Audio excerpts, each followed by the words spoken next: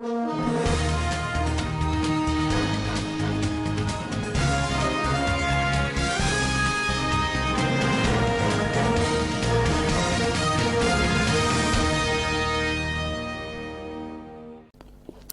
local government vaccinates 55,235 women against neonatal tetanus.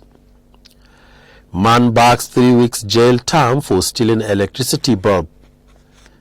Kebbi governor's aide beats up musicians mercilessly for insulting the governor.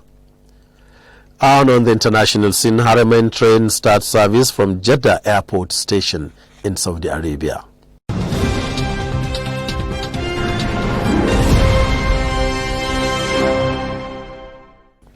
Welcome to Standard Voice Television News. My name is Sana Ahmed Sambu. No fewer than 55,235 women of between 15 to 49 years of age were vaccinated against neonatal tetanus in Ingawa local government area of Katsina State. The Council's Director of Primary Health Care PHC, Malam Abdurrahman Awalu, made this known in an interview with News Agency of Nigeria in Ingawa local government area of Katsina State. He said the vaccination would guard and prevent women against falling victims of neonatal tetanus, which was medically proven to be one of the dangerous diseases affecting women, especially pregnant mothers. According to him, the council had formed 44 teams which comprise of vaccinators, recorders and guides, and the exercise covers all existing primary and girls' secondary schools across the area. He said women who fell under the category of eligible target had received the vaccination at the designated center in the area. Alhaji Awalu said that the council stationed its team in hospitals, wards and district heads' houses, which facilitated easy access to people in the area. News Agency of Nigeria reported that Ingawa local government area initially targeted 52,110 women for the vaccination against neonatal tetanus conducted in October 2019 across 11 wards in the area, while Katsina local government vaccinated 55,235 women against neonatal tetanus. A Kalmo Grade 1 area court in the Federal Capital Territory, Abuja, on Tuesday sentenced one Saidu Ahmadu to 3 weeks in prison for housebreaking and theft of a light bulb.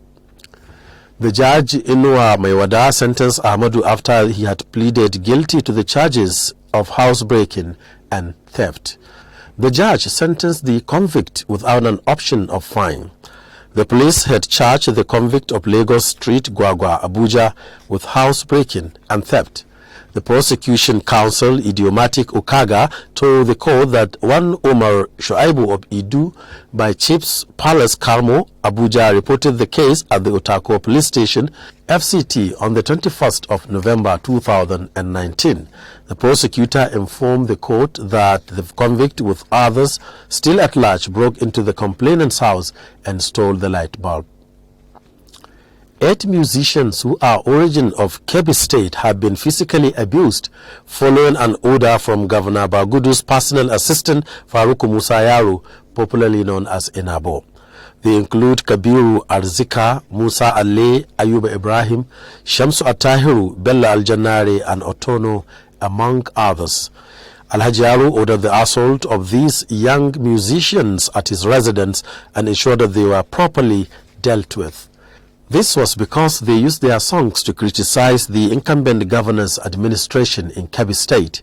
One of the musicians, Arzika, reported that 4 of them were picked up at Abacha Hotel around 3:30 a.m. on Monday by 10 hoodlums who broke the door and took them to the residence of Faruku Musa, where they were beaten mercilessly.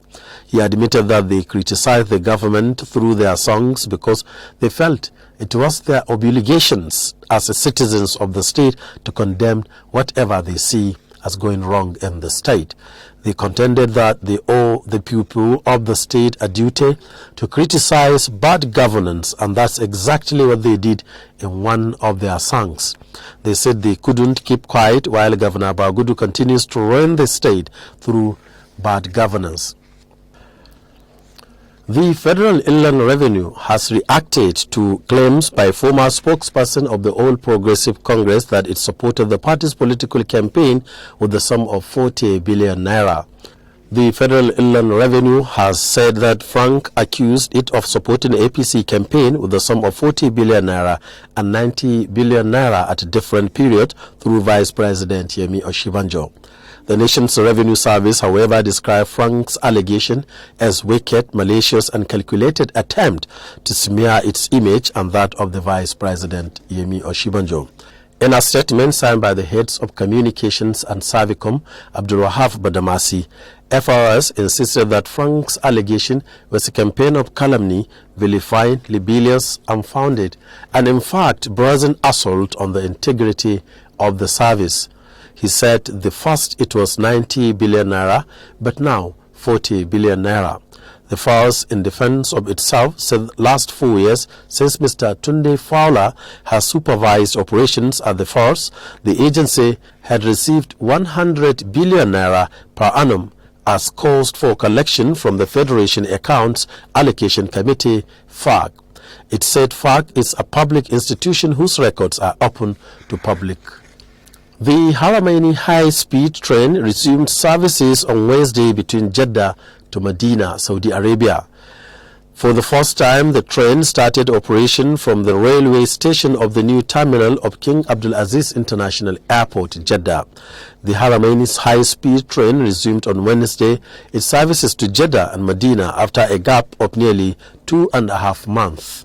This was the first time the train started operating from the railway station of the new terminal of King Abdulaziz International Airport to the main station in Suleimania. There are 5 schedules daily in each direction between Jeddah and Medina, and the travel will take 90 minutes at the speed of 300 kilometers per hour. Ticket vending machines, electronic gates, and flight screen have been erected at the airport stations. The station at the new King Abdulaziz International Airport, Jeddah, is a unique step taken by the Kaga in connecting its Terminal 1 to the Haramaini train network, as it constitutes a qualitative shift in public transport service in Saudi airports.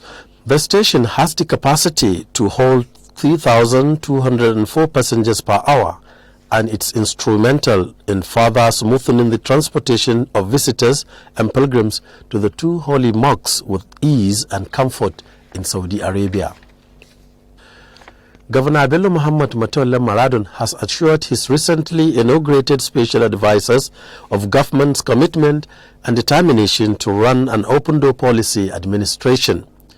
Governor Matola made the decision known on Tuesday while addressing the special advisors at Government House, Gusau, the state capital. The governor said the open-door policy of his administration is for smooth running of government activities. Governor Bello Matola charged the special advisors to initiate programs and policies that will ensure rapid development of the state with a view to meeting the yearnings and aspirations of the people of Zamfara state. The governor said he had full confidence on the special advisors, hence the need for them to strive hard to develop new ideas and suggestions for his administrations to succeed in all ramifications. While congratulating the new special advisors on their well-deserved appointment, Governor Matola urged them to shun anything capable of causing disunity among the political class of Zamfara state, pointing out that due process should be the yardstick in all administrative matters.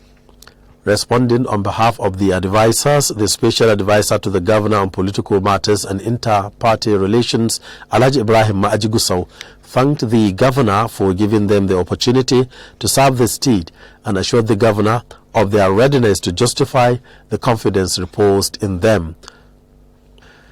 The Attorney General and Minister of Justice Abubakar Malami yesterday said Nigeria lost $400 billion looted funds to foreign havens. The minister disclosed this in Abuja at the session of the Conference of States Parties to the United Nations Convention Against Corruption in the United Arab Emirates.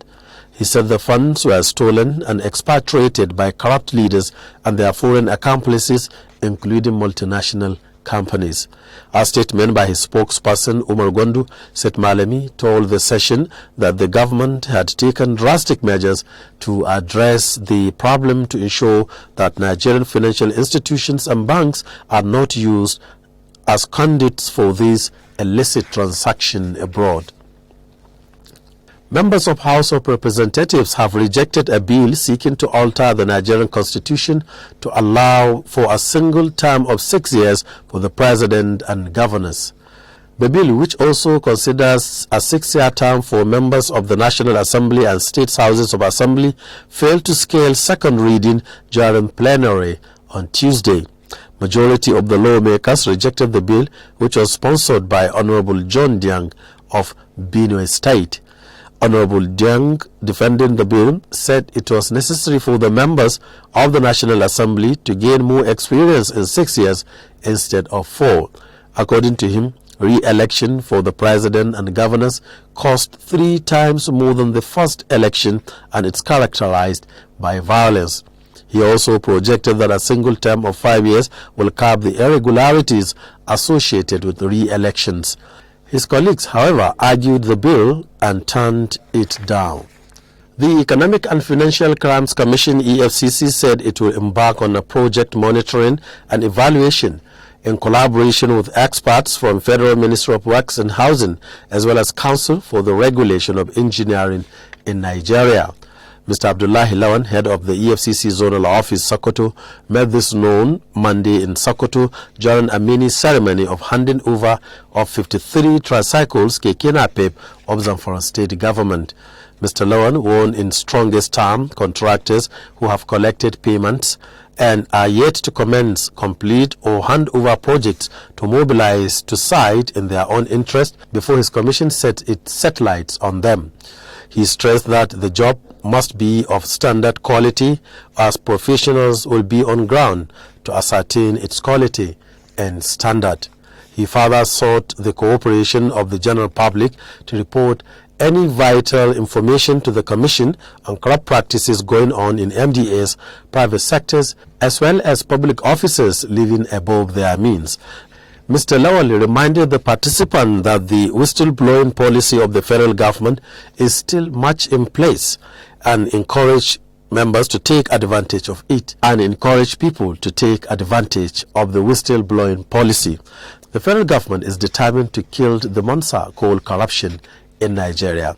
That's the news. Before we go, a quick look at the top stories. Katsina local government vaccinates 55,235 women against neonatal tetanus. Man bags 3 weeks jail term for stealing electricity bulb. Kebbi governor's aide beats up musicians mercilessly for insulting the governor. And on the international scene, Haramain train starts service from Jeddah Airport Station in Saudi Arabia. That's the news on behalf of everyone. My name is Sani Ahmed Sambo, wishing you Allah's guidance and protection. Thank you for watching, and goodbye.